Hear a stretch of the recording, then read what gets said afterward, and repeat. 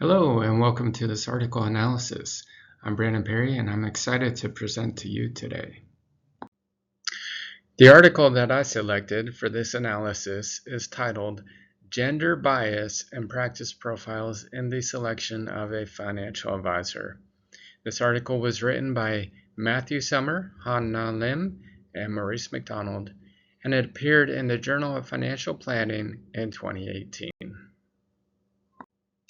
Now let's go to the introduction. The article starts by mentioning a statistic that only 32% of financial advisors are female, and that's labor force statistics cited in Sommer et al. So the purpose of this research is to further study gender inequality in financial advising and to call into question the lack of gender diversity in the profession. Now let's go into the research question. The overarching question in this study is whether there is gender bias in choosing a financial advisor. And the more specific research questions are first, does gender bias have a positive effect on the selection of a financial advisor? Are males more likely to choose an investment advisor and females more likely to choose a financial planner? Do males and females associate different attributes with advisors and planners? And lastly, is there an association between desired attributes and choosing an advisor or a planner? So this study focuses on the question of, do males and females look for different things in a financial advisor? And is there any bias when selecting a financial advisor? Now let's go to the literature review. The literature review is organized by topic, beginning with the theoretical framework, which is the similarity attraction paradigm. It then moves into the area of the paradigm within the professional setting, followed by gender bias in financial services, and lastly, male and female investment characteristics. The message is based on similarities people may form associations or relationships, including in the workplace. The theoretical framework for this study is based on the similarity attraction paradigm, which indicates that people are attracted to others who are similar to themselves. So if we were to take two people and put them side by side and list out all of their similarities and dissimilarities, we would assume that the more similarities they have to dissimilarities, the more attracted they would be to each other. There are four hypotheses stated in this study, and the first one is gender diversity will have a positive effect on the selection of a financial advisor. The second one is males are more likely to choose an investment advisor and females are more likely to choose a financial planner. The third one is males and females associate different attributes with advisors and planners. And the fourth one is that there is a correlation between desired attributes and choosing an advisor or planner. So here we're focused again on gender differences to see if there are any biases in these selections. The study used practice profiles designed to obfuscate gender through the use of an online survey administered by ResearchNow SSI, and a sample of 1,000 participants with an even distribution was collected, with respondents including only those with assets over $250,000 and who were willing to engage an advisor within the next 2 years. The study used t-tests and z-tests to test for statistical significance of survey results based on established practice profiles. Now let's jump into the results of this study. The results of the study were expected to confirm each of the previously stated hypotheses. However, the actual results differed. The study found no evidence of gender bias in choosing a financial advisor. However, contrary to the second hypothesis, both males and females chose a financial planner over an advisor. Additionally, males and females associated different attributes with planners and advisors, and there was an association between desired attributes and choosing a planner or advisor, supporting both the third and fourth hypotheses. The study concludes that females prefer financial advisors more than males do, and that certain attributes such as collaboration and easiness to talk to were important qualities. These are important findings because learning these skills can help advisors strengthen relationships with clients. Also, no evidence of gender bias in choosing a financial advisor was found. However, as a follow-up question, the authors ask what other biases might be involved in choosing a financial advisor.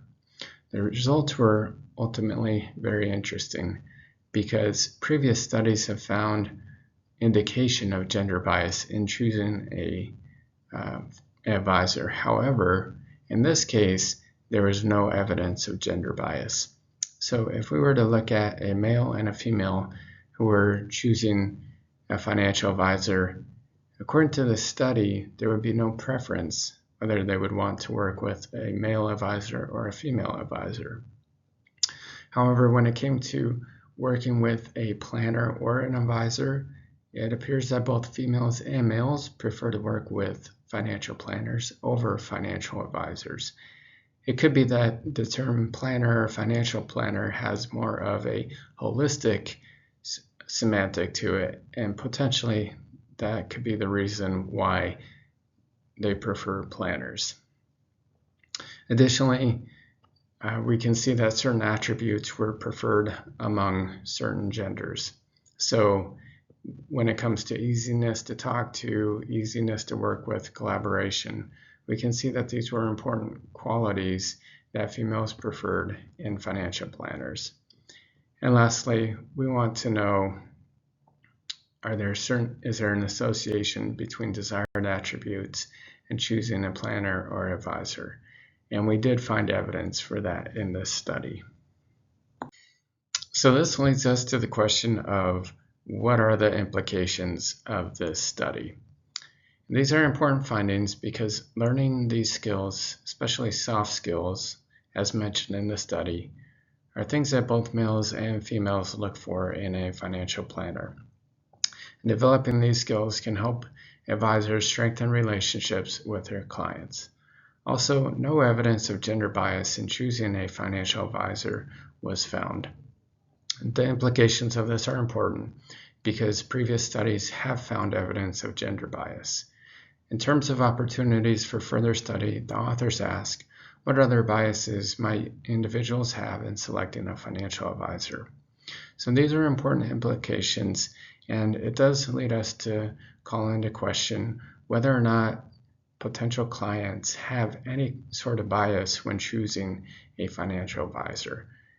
Since previous work has found evidence of bias, we would want to know whether males prefer to work with males or females, and whether females prefer to work with males or females.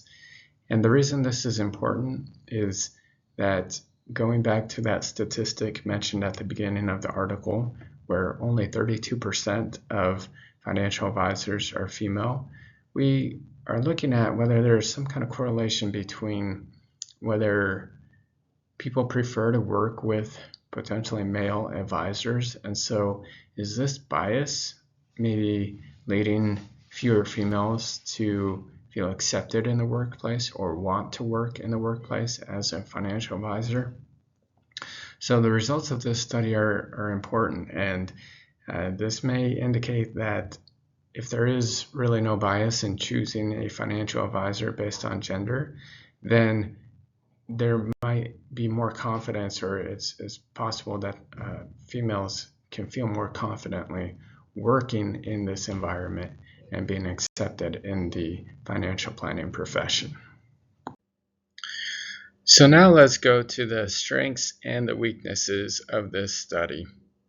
This study does a good job of sticking to the topic of gender differences in the financial planning profession. However, I didn't see anywhere where the practice profiles were publicized, so it's difficult to determine what the participants actually saw in the survey, and whether or not there were weaknesses or flaws in the practice profiles. The authors used t-tests and z-tests for significance, and the results for the most part matched up with the hypotheses. And I didn't see any limitations or ethical issues with this study. However, sampling only those with certain asset levels and already in the process of finding a financial advisor may not show the more nuanced factors of selecting a financial advisor across the population. I think these things are important to mention. So first of all, it appears that the practice profiles were not publicized. In other studies that I've seen, it does show the practice profiles. So this makes it easy to look at what the participants were seeing. And this way we can compare and contrast certain characteristics listed in the practice profiles. It could just be something small in the language or something subtle in the appearance or picture presented that may throw the study into a different direction. So I think it's important to include these profiles or practice profiles in the actual published study so that we can get a sense of what the participants are seeing. Also, when it comes to selecting a financial advisor, first of all, if you're choosing those who are already at a certain asset level, you might find that they already have some experience working with a financial advisor. So they may already know what they're looking for, at least in their own minds. And secondly, if you're choosing people who are within 2 years of selecting a financial advisor, it's possible that they've already gone down that process of looking into establishing a relationship with an advisor. So if they've already started down that process, they might already have in their minds what they're looking for or what's important to them. So I think that potentially a study that revolves around the initial search of selecting a financial advisor without any preconceived notions per se might be effective or helpful in seeing how people make this decision or what this process looks like for selecting a financial advisor. And this brings us to the last part of this article analysis, which is the recommendation. So do I recommend this article? Yes, I would recommend reading this article. Previous studies have found evidence of gender bias, and this is the first one that I'm aware of that didn't. I enjoyed reading this article and believe it provides a good framework for further analysis of the selection of a financial advisor process. So since previous studies have found evidence of gender bias, I think it is important to continue this question. We really want to see when people are choosing a financial advisor, is there any type of leaning in terms of gender? Would a female prefer to work with a female because there's maybe a common understanding there? Would a male prefer to work with a male because likewise there might be a similar understanding there? Or is there the opposite? Do males prefer to work with female advisors? Do females prefer to work with male advisors? These are deep questions, and based on what I've read, I don't believe that we have a good answer to these questions. I know that we've done studies and we've found evidence for both. So since we found evidence for both, I really don't think that we have a solid answer on this. Additionally, this article goes deeper and it does find evidence for preferring certain characteristics. And I think that's important for us to understand, especially those working in the financial planning industry or profession, that people are looking for certain things and males and females appear to prefer different attributes. And so when we develop financial advisors, we want to be considerate and aware of what our clients are looking for, what is most helpful for them, and try to develop those characteristics and attributes that really speak to them. So overall, I think that this article does a good job. It's a good study. I think it lays the groundwork for further study, and I think there are additional questions that may come from this study. And one of those is the question that it mentions in the study. There's a gap currently in whether there are other biases in choosing a financial advisor. So we know that people commonly have biases, and because of these biases, it affects how we make decisions. And so I think there's quite a bit of opportunity for additional study into the process of selecting a financial advisor. Thank you for joining me for this article analysis video. We look forward to seeing you again next time.